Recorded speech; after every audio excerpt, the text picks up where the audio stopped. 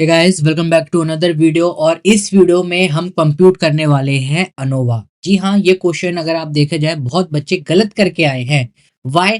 क्योंकि सबसे पहली बात तो अगर आप देखोगे यहाँ पर जो नंबर ऑफ टर्म है, यानी कि ये वाली टर्म्स, ये क्या है? ये 10 की जगह 9 है और बच्चों ने 10 ले ली है। मैंने आपसे पहले भी वीडियो में कहा था कि इग्नू इस तरह की चालाकी करता है, क्योंकि सबको पता है अब कि अनोवा आना ही आना है और 10 मार्क्स में आना है, तो वो 10 की जगह 9 टर्म कर देता है और बच्चा 10 ले लेता है। आप में से 20 to 30% बच्चों ने यही मिस्टेक करी है और उन्होंने यहाँ पर एन यानी कि नंबर ऑफ टर्म हर एक ग्रुप में 10-10 ले ली है, जिससे कि उनका आंसर क्या आ रहा है? डेविएट हो रहा है बहुत ज्यादा, 5 पॉइंट समथिंग के अराउंड आ रहा है। तो अगर 5 पॉइंट समथिंग आ रहा है तो आप देखोगे आपने यहाँ पर नंबर ऑफ टर्म कितनी ले ली? 10, जबकि नंबर ऑफ टर्म यहाँ पर कितनी थी? 9। राइट? तो इस वीडियो में हम बात करेंगे अनोवा के बारे में। अगर अभी तक आपने हमारे चैनल को सब्सक्राइब नहीं करा है, सब्सक्राइब करिए, बेल आइकन को जरूर दबाइए, ताकि फ्यूचर में जितनी भी वीडियोस हैं आपको सबसे जल्दी और आसानी से मिलती रहे। एक और चीज मैं आप लोगों को बताना चाहूंगा स्टार्ट करने से पहले गाइस, हम आपको एसटेट, UP TET, Odisha test, MS TET, UGC NET, psychology से रिलेटेड हर एक फील्ड में हम आपको कोचिंग प्रोवाइड करवाते हैं, इवन एमएपीसी की भी। बच्चे क्या करते हैं कि एमएपीसी की कोचिंग नहीं लेते 1000-2000 रुपए के चक्कर में, और फिर उसके बजाय आप अपने 6 महीने या फिर 1 साल खराब करने की कोशिश करते हैं। तो देखिए, चॉइस आपकी है, या तो आप 1000-2000 रुपए देकर कोचिंग ले सकते हैं, या फिर आप अपने 6 महीने या फिर 1 साल को बर्बाद कर सकते हैं। राइट? तो अगर आपको कोचिंग चाहिए तो डिस्क्रिप्शन बॉक्स में आपको व्हाट्सएप और टेलीग्राम का लिंक मिल जाएगा, वहां पर जाकर आप हमारे साथ कम्युनिकेट कर सकते हैं। ग्रुप ए और ग्रुप बी, सबसे पहली बात यहाँ पर आपको देखेंगे क्वेश्चन में क्या दे रखी है? Critical value. मैंने आपको बता रखा है जब भी आपको क्रिटिकल वैल्यू गिवन हो, आपको हमेशा क्या लिखना होता है? हाइपोथेसिस आपको यहाँ पर लिखना होता है। तो आई होप सब बच्चों ने हाइपोथेसिस लिखा हो। आइए देखते हैं कैसे इसे सॉल्व करना था। सबसे पहले हम लिखेंगे नल हाइपोथेसिस। रिप्रेजेंट किससे करते हैं? एच नॉट से। हाइपोथेसिस क्या होगा? यहाँ पर बात किसकी हो रही है? अनोवा की। That there is no significance difference in between the mean of the group. What does that indicate? That is mu not. क्या इंडिकेट करता है? कि mu A should equal to mu B should equal to mu C. ये आपके क्या होगा? ये आपकी नल हाइपोथेसिस की स्टेटमेंट होगी। उसी तरीके से हम अल्टरनेटिव हाइपोथेसिस भी लिख लेते हैं। अब अल्टरनेटिव हाइपोथेसिस क्या होगा? रिप्रेजेंट करते हैं आपका H1, या फिर आप HA से भी, स्मॉल ए से रिप्रेजेंट कर सकते हैं। यहां पर क्या था? There is no significance. Alternative में क्या हो जाएगा? There is a significance difference between the mean of the group. अब सिग्निफिकेंस डिफरेंस है, यानी कि जो म्यू वन या फिर म्यू ए लिख सकते हैं आप, चॉइस आपकी है।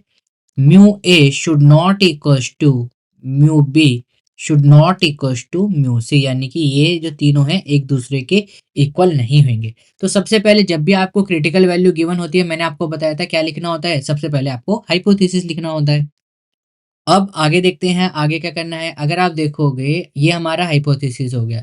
ये जो वैल्यू आपको गिवन है group A, group B, group C की, मैं इसको एज इट इज यहाँ पर आपकी कॉपी कर लेता हूँ। सो गाइस, हमने यहाँ पर x1, x2, x3 यानी कि जो आपका गिवन डाटा था उसको टेबुलेशन फॉर्म में नोट डाउन कर लिया है। आपको सबसे पहले इसमें क्या करना है? इसमें जो आपका x1 है उसका स्क्वायर करना है। Same happen with the x2 square and same goes with the x3 square. यानी कि जो आपकी टर्म है उनको आपको क्या करना है ना, सिर्फ स्क्वायर करके लिख लेना है। मैं यहाँ पर स्क्वायर करके लिख देता हूँ, आप लोग क्रॉस चेक जरूर करिए। सो गाइस, हमने यहाँ पर स्क्वायर करके भी लिख लिया है। लास्ट में हमें क्या करना होता है? सिर्फ इन लोगों का, जो आपको ग्रुप्स हैं, इन सब का हमें क्या कर लेना है? समेशन कर लेना है। तो समेशन ऑफ x1 अगर आप करोगे तो आपका आएगा 26। x1 स्क्वायर का करोगे तो आपका आएगा 92। समेशन ऑफ x2 का करोगे तो ये आ जाएगा 23। x2 स्क्वायर का करोगे तो आ जाएगा 69। x3 का करोगे 44 हो जाएगा यहाँ पर, दिस इज 44। और अगर x3 स्क्वायर का करोगे तो आपको आ जाएगा 264। राइट? तो ये तो आई थिंक सब बच्चों ने सही करा होगा। कई बार बच्चों ने इस कैलकुलेशन में भी मिस्टेक कर दी है, और मैंने आपको बताया था अनुभव का क्वेश्चन बहुत इंपॉर्टेंट है, आना ही आना होता है। आइए देखते हैं क्या करना होता है। सबसे पहले मैं यहीं पर ही आपकी स्टेप फर्स्ट भी निकाल देता हूँ। स्टेप फर्स्ट क्या होता है आपका? स्टेप फर्स्ट होता है आपका करेक्शन टर्म। रिप्रेजेंट किससे करा जाता है? रिप्रेजेंट करा जाता है सी एक्स से। अब cx का क्या मतलब है यहाँ पर, that is correction term. Formula क्या होता है, summation of capital X whole square divided by capital N. Capital X कितने पार्ट में डिवाइडेड है, 3 पार्ट में, x1 x2 and x3 whole square divided by N भी आपका कितने पार्ट में, 3 पार्ट में, n1 n2 एंड n3। अब n1 n2 n3 क्या है, आई होप सबको पता होगा। n1 that is the number of the term for x1, x1 में कितनी टर्म है, 9। और यहां पर बच्चों ने गलती करी है। n2 that is number of term in your x2 data, n3 that is number of term in your x3 data. क्यों, तो यहाँ पर कितनी टर्म है, 9 टर्म है, इस चीज का ध्यान रखना है। बच्चों ने यहाँ पर 10 टर्म ले ली है, इस वजह से उनका आंसर गलत आ रहा है। इनकी वैल्यू पुट करते हैं। x1 की वैल्यू कितनी है, 26, x2 की वैल्यू कितनी है, 23 एंड x3 की वैल्यू कितनी है आपके पास, दैट इज 44। तो इन सब को ऐड करेंगे, उनको स्क्वायर करेंगे, डिवाइडेड करेंगे, n1 n2 n3 यानी कि 9 + 9 + 9 which is equal to the 27।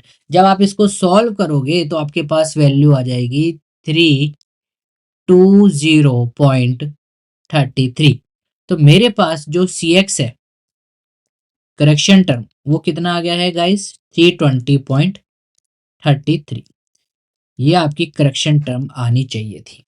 Step 2 की बात करते हैं, आइए। स्टेप 2 क्या होता है, स्टेप 2 होता है आपका SST। SST that is sum of square of the total. ये सबने आई होप मैंने बता भी रखा है और आप लोगों ने कर भी रखा होगा, फिर भी मैं यहाँ लिख देता हूँ, sum of square of total, sum of square of total. अब SST निकालने का क्या फॉर्मूला होता है, SST निकालने का फॉर्मूला होता है summation X square divided by minus C X, there is nothing to be divided here. Summation of X square क्या होता है, that is summation of x1 square summation of x2 square plus summation of x3 square. x 3 part में divided है minus your correction term. x1 square की value देखते हैं कितनी है, x1 स्क्वायर की वैल्यू है आपके पास 92, x2 स्क्वायर की वैल्यू है 69 एंड 264। वैल्यू पुट कर देते हैं यहाँ पर as it is, that is x1 की थी हमारे पास 92, राइट, हाँ जी। x1 की है हमारे पास 92 प्लस x2 की है हमारे पास 69 और x3 स्क्वायर की है I think 264 minus correction term कितनी है आपकी 320.33। जब आप इन सबको ऐड करके इसमें से माइनस करोगे तो आपके पास SST that is sum of square of total की वैल्यू आ जाएगी 104.67। ये आपका स्टेप 2 था। स्टेप 3 की बात करते हैं गाइस। वीडियो में आगे बढ़ने से पहले अगर अभी तक आपने हमारे चैनल को सब्सक्राइब नहीं करा है, सब्सक्राइब करिए और बेल आइकन को जरूर दबाइए ताकि फ्यूचर में जितनी भी वीडियोस हैं आपको सबसे आसानी और सबसे जल्दी से मिल सके। कोचिंग के रिगार्डिंग भी आप हमारे साथ कांटेक्ट कर सकते हैं। स्टेप 3 होता है आपका SSA that is sum of square among the group. अब SSA निकालने का फॉर्मूला क्या होता है, मैंने आपको बता रखा है, समेशन ऑफ कैपिटल X ले सकते हैं whole square this divided by small N. अब कैपिटल X कितने पार्ट में डिवाइडेड है, 3 पार्ट में, यानी कि समेशन ऑफ x1 का whole square divided by n1 summation of x2 का whole square divided by n2 plus summation of x3 का whole square divided by n3 minus आपकी करेक्शन टर्म तो कॉमन रहेगी यहाँ पर, राइट। अगर मैं वैल्यू को पुट करूं x1 होल स्क्वायर, x1 की वैल्यू है आई थिंक 26, बिल्कुल ठीक है, 26 का whole square this divided by n that is 9।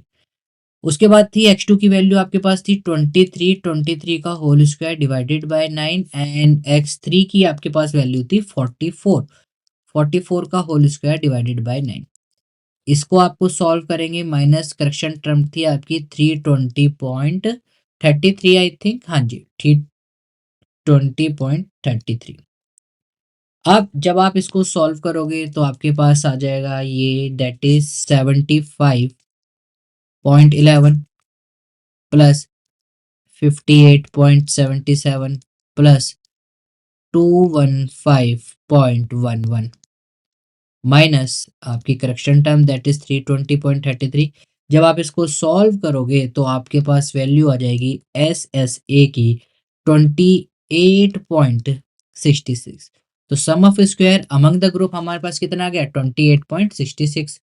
Step 4 की बात करते हैं। स्टेप 4, अब यहाँ से स्टेप बहुत सिंपल हो जाते हैं, that is S S W, that is sum of square within the group. अब विद इन द ग्रुप की जब हम बात करते हैं तो गाइस ये बहुत इजी होता है। क्या फॉर्मूला होता है इसका कि आपको टोटल में से अमंग द ग्रुप को माइनस कर दोगे तो आपके पास क्या आ जाएगा S S W. S S T that is total की वैल्यू कितनी है 104.67 और एस एस ए की वैल्यू कितनी है 28.66। दोनों को आपको क्या करना है सिर्फ सब्सट्रैक्ट करना है। That is one S S T कितना था आपका 104.67 माइनस एस एस ए कितना है आपका 28.66।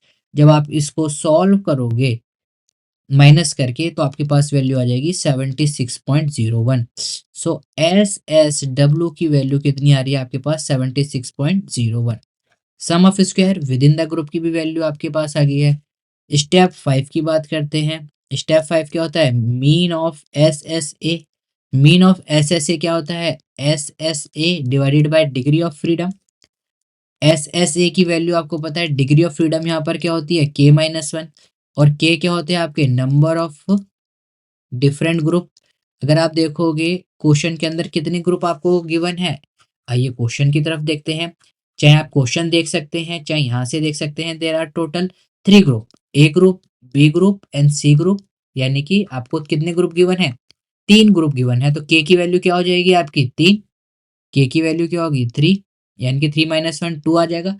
एस एस ए की वैल्यू क्या आ रही है एस एस ए की वैल्यू आ रही है 28.66, 28.66 और k माइनस वन यानी कि 3 minus one 2 which is equal to 14.33।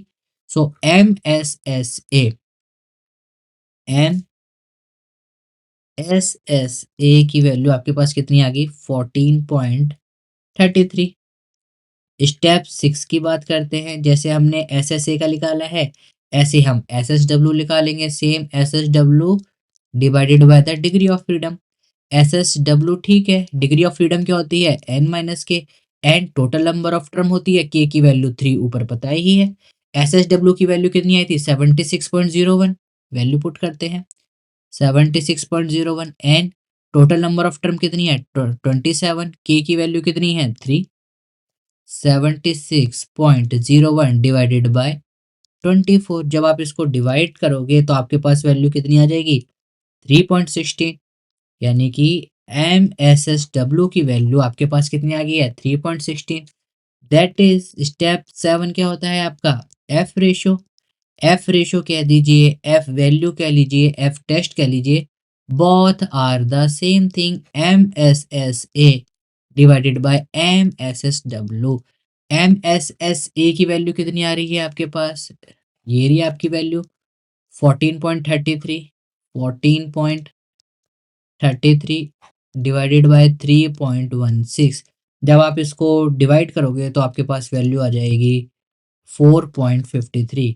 What does that indicate, that means कि आपके पास एफ रेशो की वैल्यू कितनी आ रही है 4.53। क्या हमारा क्वेश्चन यहाँ पर खत्म हो गया है? कई बच्चों ने यहीं पर ही क्वेश्चन को एंड कर दिया है। नहीं, हमारा क्वेश्चन यहाँ पर एंड नहीं हुआ है। क्यों? क्योंकि अगर आप देखोगे क्वेश्चन में तो आपसे एफ वैल्यू पूछा ही नहीं है। क्वेश्चन में आपसे पूछा गया हुआ है क्रिटिकल वैल्यू पर एक्सेप्ट होगा या रिजेक्ट होगा। तो अगर आप देखोगे यहाँ पर वैल्यू कितनी है 3.35 और यहाँ पर जो वैल्यू है, मैं दूसरा कलर ले लेता हूँ ताकि आपको सही से दिखे। अगर आप देखोगे वैल्यू यहाँ पर क्या है 3.35 और 5.49। आइए लिख लेता हूं मैं यहाँ पर 3.35 एंड 5.09। 3.35, 3.35 और अल्फा एट 0.01 कितनी है आपकी 5.09 आई थिंक, राइट। एक बार दोबारा देख लेते हैं ताकि कोई इशू ना हो। 5.09 ही है आई थिंक, 5.49, कोई बात नहीं, 5.49 लिख लेते हैं यहाँ पर। 5.49। फर्क कुछ भी नहीं पड़ेगा। कैसे, अभी आपको दिखाते हैं।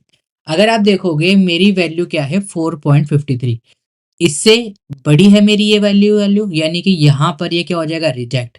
लेकिन हमें दोनों का कंबाइन देखना होता है, यहाँ पर ये वैल्यू क्या हो जाएगी, एक्सेप्ट। तो दैट मीन्स एफ कैलकुलेटेड, आप लिख सकते हैं क्या है, F calculated is less than F critical. कब, एट 0.01 पर, नॉट एट 0.05।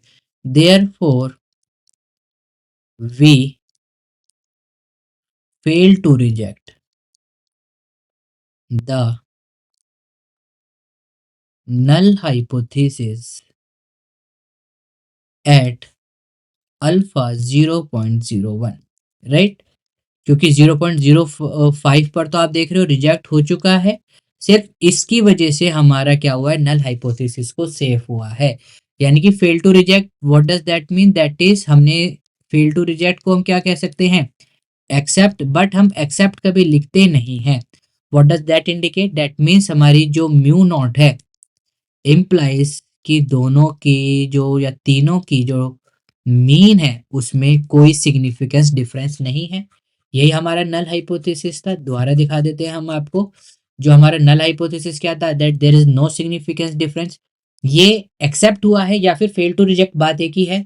तो what does that indicate, that there is no significance difference between the mean of the group. इसके साथ साथ गाइज आपको स्टेप्स लिखने थे। स्टेप्स कौन से, ये ही कि आपने सारा जो अनोवा है वो कैसे करा है। अगर स्टेप्स नहीं लिखे हैं तो भी कोई बात नहीं है, लेकिन आई होप आपने एफ टेबल जरूर बनाई हो। एफ टेबल मैंने आपको बता रखा है, जिसके अंदर आप एक तरीके से कॉलम बनाते हैं, variance, degree of freedom and last में ये बनाते हैं। मैंने आपको सारा कुछ बता रखा है। आई होप आप वैसे ही करके आए होंगे। फिर भी अगर आप इतना करके आए हैं तो definitely you will gate 8 to 9 marks. F table भी बना के आए हैं और सब कुछ करके आए हैं तो definitely you will get 9 to 10 marks. So guys ये था आपका F ratio, F test, F value या फिर आप कह सकते हैं अनोवा। आई होप आपको वीडियो पसंद आई है। वीडियो पसंद आई है तो लाइक करें, शेयर करें, सब्सक्राइब जरूर करें। अगले सेशन के लिए जिन बच्चों को कोचिंग चाहिए वो अभी से रजिस्टर कर सकते हैं। न्यू बैच जो आपके जैन से स्टार्ट होंगे, यूजीसी के भी बैच हम चालू कर रहे हैं। तो अगर आपको कोचिंग चाहिए तो you can register with us. इस वीडियो में इतना ही। We will meet in the next video. Till then keep smiling, keep gathering lots of memory. This is Captain Short signing off. Have a great day. Take care.